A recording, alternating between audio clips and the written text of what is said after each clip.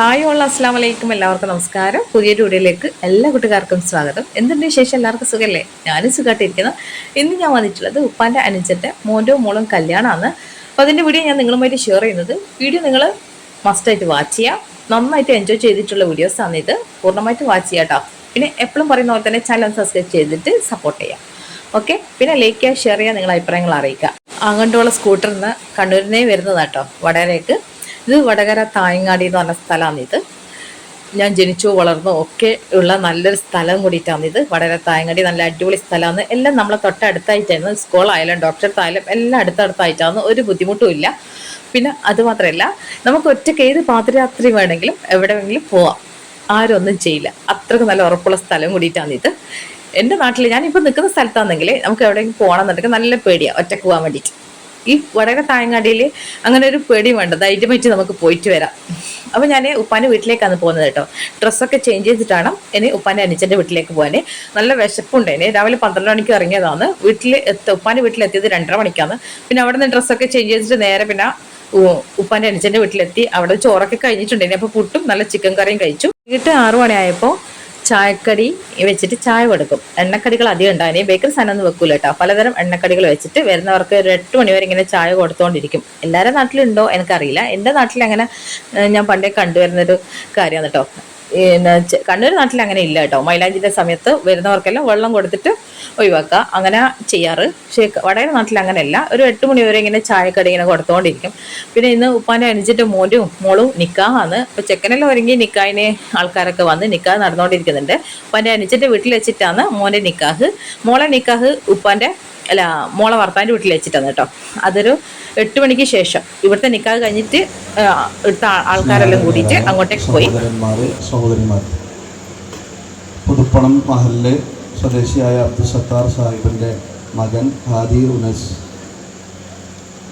Vadakara MC Anwar സാഹിബിൻ്റെ മകൾ ഫാത്തിമത്ത് ഫിദ, രണ്ടുപേരുടെ നിക്കാഹ് കർമ്മത്തിലാണ് നമ്മൾ ഒരുമിച്ച് കൂടിയിരിക്കുന്നത്. ഈ ഒരു സന്ദർഭത്തിൽ ഖുത്ബത്തുൽ ഹാജ എന്ന അർത്ഥത്തിൽ വിവാഹവുമായി ബന്ധപ്പെട്ട ഏതാനും ചില കാര്യങ്ങൾ ഹ്രസ്വമായി നിങ്ങളുടെ മുമ്പിൽ അവതരിപ്പിക്കാനാണ് ആഗ്രഹിക്കുന്നത്.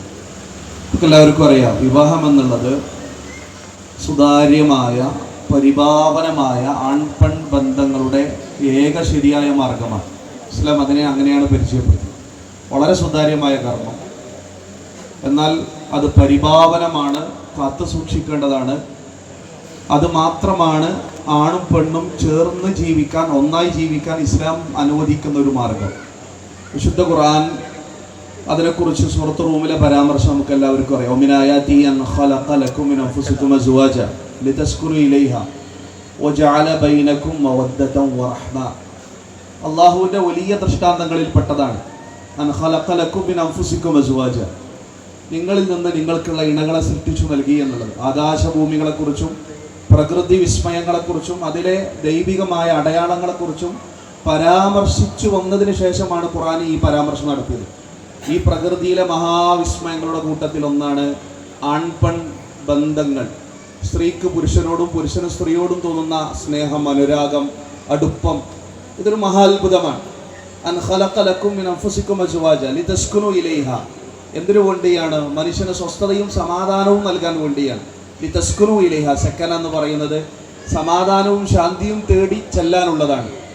നമ്മുടെ ജീവിതത്തിൽ അതിരുകളില്ലാത്തൊരു ബന്ധമുണ്ടെങ്കിൽ, എൻ്റെ ജീവിതത്തിൽ അതിരുകളില്ലാതെ എൻ്റെ ജീവിതത്തിലേക്ക് കടന്നു വരാൻ അനുവാദമുള്ളത് എൻ്റെ ഭാര്യയ്ക്ക് മാത്രമാണ്. എൻ്റെ ഉമ്മക്ക് അതിരുകളുണ്ട്, എൻ്റെ ഉപ്പാക്ക് അതിരുകളുണ്ട്.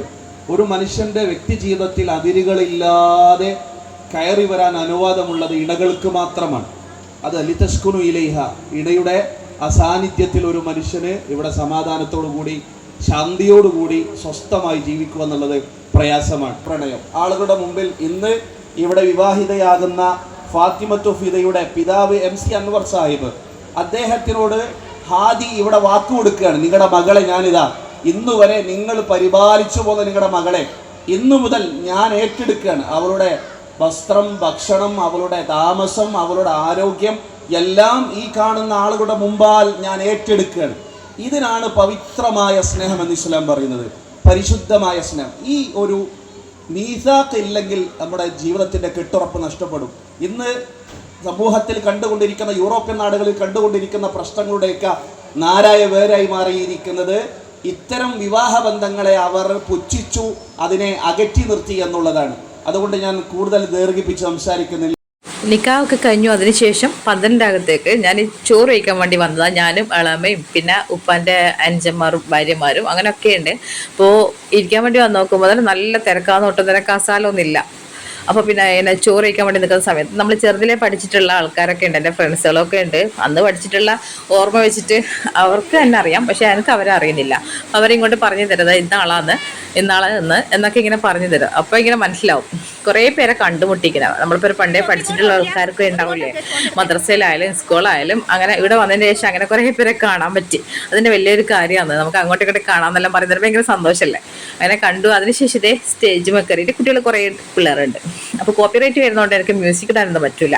എനിക്ക് എൻ്റെതായ രീതിയിലുള്ള യൂട്യൂബ് തരുന്ന പിന്നെ മ്യൂസിക് മാത്രമേ ഇടാൻ പറ്റുള്ളൂ, അല്ലെങ്കിൽ എൻ്റെ വീഡിയോ കോപ്പിറൈറ്റ് വരും. അത് ഉപ്പാൻ്റെ അനുജനും അവരുടെ ഭാര്യയും കൂടിയിട്ടാണ് കേട്ടോ. 12 മണി ആ സമയത്ത് പ്യാപ്പിള വന്നിട്ടുണ്ടായിരുന്നു കേട്ടോ. മോളെ ഭർത്താവ് നിക്കാഹ് കഴിഞ്ഞതിന് ശേഷം പെണ്ണിനെ കാണാൻ വേണ്ടി വന്നിട്ടുള്ളതാണ്. കുറേ സമയം അങ്ങനെ ഉണ്ടായിരുന്നു. ഓനും എൻ്റെ ഫ്രണ്ട്സുകളൊക്കെ വന്നിട്ടുണ്ടായിരുന്നു കേട്ടോ. അപ്പോൾ അവരൊക്കെ പോയതിന് ശേഷം പിന്നെ പറയണ്ട, ഭയങ്കര ഡാൻസും കളിയും ഒക്കെയാണ്. നല്ല രസമാണ് കേട്ടോ. വീഡിയോ കണ്ടുകൊണ്ടിരിക്കാൻ നിങ്ങൾക്ക് ഇഷ്ടപ്പെടും. അപ്പോൾ വീഡിയോ പൂർണ്ണമായിട്ട് വാച്ച് ചെയ്യണം കേട്ടോ എല്ലാവരും.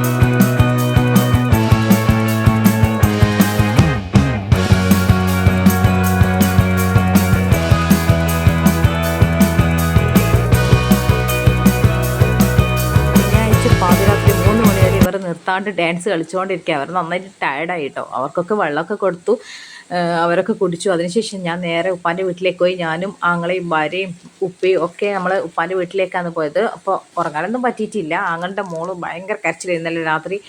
പിന്നെ നേരം വിളക്കുന്നേരെ കരച്ചിലായിരുന്നു, അതുകൊണ്ട് ഉറങ്ങാനൊന്നും പറ്റിയിട്ടില്ല. നേരം വിളക്കാൻ നേരത്താണ് കണ്ടുകൂട്ടിയത്. നോക്കുമ്പോൾ 10 മണിയായി. രാവിലെ എണീക്കുമ്പോൾ തന്നെ 10 മണി ആയിട്ടുണ്ട്. ഇനി പിന്നെ ഫുഡ് ഉണ്ടാക്കി ഡ്രസ്സൊക്കെ ചേഞ്ച് ചെയ്ത് എത്താൻ വേണ്ടിയിട്ട് 2 മണി ആയിട്ടുണ്ട്. ഇനി 2 മണിയായതിനു ശേഷം നേരെ ഞാൻ പന്തലിനകത്ത് പോയിട്ട് ഞാനും അങ്ങനെ 2 മക്കളും ഫുഡൊക്കെ കഴിച്ചു. അതിനുശേഷം 4 മണി ആയപ്പോൾ ചെക്കൻ്റെ പ്യാപ്പിളയും ആൾക്കാരൊക്കെ ഇങ്ങനെ വന്നുകൊണ്ടിരിക്കുകയെന്ന് പാട്ടും പാടിയിട്ട് ഇങ്ങനെ വന്നുകൊണ്ടിരിക്കുന്നുണ്ട് കേട്ടോ. അതിനുശേഷം അവർ കുറച്ച് നേരം പടക്കൊക്കെ പൊട്ടിച്ചു. ഭയങ്കര ഒച്ചപ്പാടായിരുന്നു. ചെവിയും പൊത്തിയിട്ട് കുറേ സമയം അവിടെ നിന്നു. വൈകിട്ടായപ്പോൾ പ്യാപ്പിളി ആൾക്കാരെല്ലാം വന്നതിന് ശേഷം ഹസ്ബൻഡായാലും മക്കളായാലും പോകാമെന്ന് പറഞ്ഞുകൊണ്ട് നിൽക്കുന്നുണ്ട്. പിന്നെ ഹസ്ബൻഡിന് ചെറിയ പനിയും കഫക്കെട്ടൊക്കെ ഉണ്ട്. എന്നോട് പറഞ്ഞു, വാ നമുക്ക് വീട്ടിലേക്ക് പോവാം, നമ്മുടെ നാട്ടിലെത്താൻ വേണ്ടി 2 മണിക്കൂർ എടുക്കുമല്ലോ, അപ്പോൾ ലേറ്റ് ആവില്ലേ, വാ നമുക്ക് വേഗം പോകാമെന്നൊക്കെ പറഞ്ഞു. അപ്പോൾ ഞാൻ പറഞ്ഞു, ഏതായാലും വീട് വരെ എത്തിയില്ലേ, പ്യാപ്പിളി ആളൊക്കെ വന്നില്ലേ, നമുക്ക് അതൊക്കെ കഴിഞ്ഞിട്ട് പോകാമെന്ന് പറഞ്ഞു. അപ്പോൾ പ്യാപ്പിളി ആളെല്ലാം വന്ന് അകത്തൊക്കെ കയറി ജ്യൂസൊക്കെ കുടിച്ചു. അതിനുശേഷം പിന്നെ അകത്തേക്ക് കയറുന്നത് കേട്ടോ, റൂമിലേക്ക്.